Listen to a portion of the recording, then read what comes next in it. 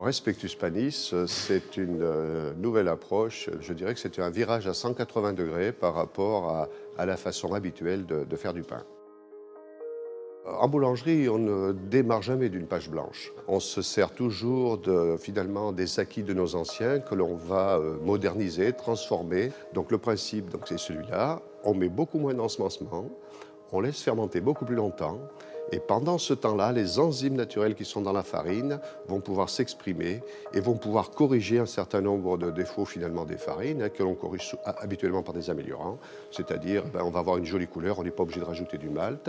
On va avoir une très très bonne activité fermentaire sans faire l'ajout d'un certain nombre de produits qui existent sur le marché de la meunerie.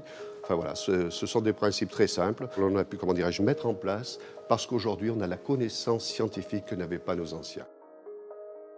On repense tout. On utilise si possible des farines pas trop raffinées, de type 70, 80, 110, mais ce n'est pas suffisant. Il faut ensuite utiliser du sel au strict minimum, c'est-à-dire de 12 à 16 grammes maximum par kilo de farine.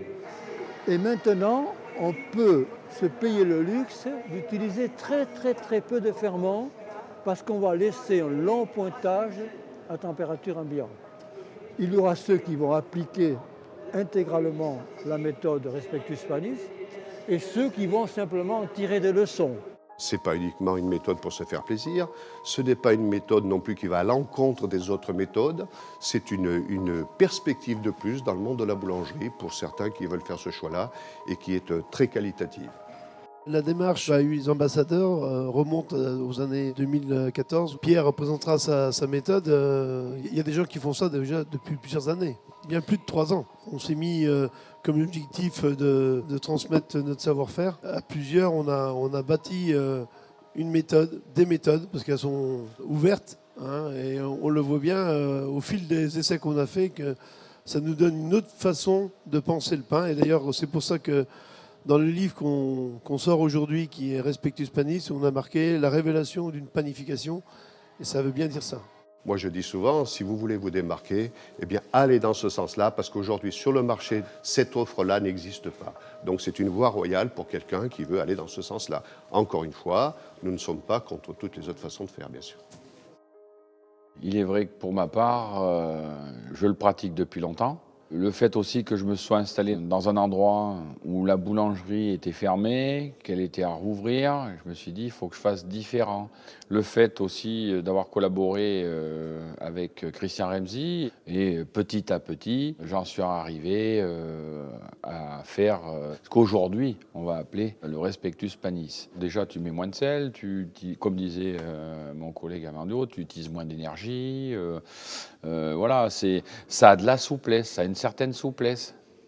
En plus, cette méthode Respectus Panis appelle en amont une démarche d'agriculture plus authentique. Je pense que c'est un tournant dans la panification française. Ça reste quelque chose de très rentable d'un point de vue économique pour l'entreprise, puisque finalement, on n'utilise pas un certain nombre de produits qui coûtent cher. On a des coûts énergétiques moindres, parce que l'objectif aussi, au lieu de travailler à 4 degrés, on va travailler à 16, 18, 20, 22 degrés, voire en température ambiante quand c'est possible.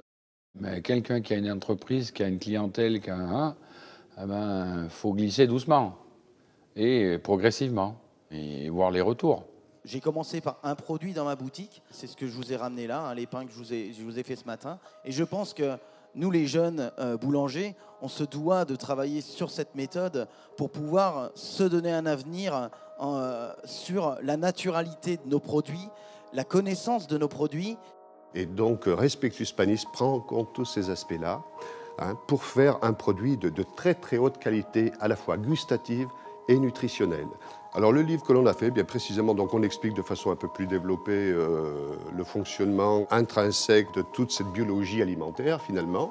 On le met en pratique aussi à travers des recettes, des produits qui sont réalisés. Alors des recettes qui balayent de façon assez large le domaine de la boulangerie, c'est-à-dire la baguette française, qu'elle soit au levain, qu'elle soit à la levure. On fait des pains spéciaux, des pains plus nutritionnels comme le pain type 80, 130, blé, seigle. On est même allé jusqu'à la brioche brioche, le croissant. Bon, là, c'était un petit peu, on va dire, pour le fun, mais ça reste quelque chose d'extrêmement qualitatif. Et puis, on va même jusqu'au sans gluten à 100%, c'est-à-dire des pains au maïs, par exemple, une recette de pain au maïs qui est 100% sans gluten pour les intolérants importants au gluten. C'est pas seulement un livre de recettes, c'est un vrai projet professionnel et un projet d'entreprise. Et ça répond donc à des attentes du consommateur qui sont indéniables aujourd'hui.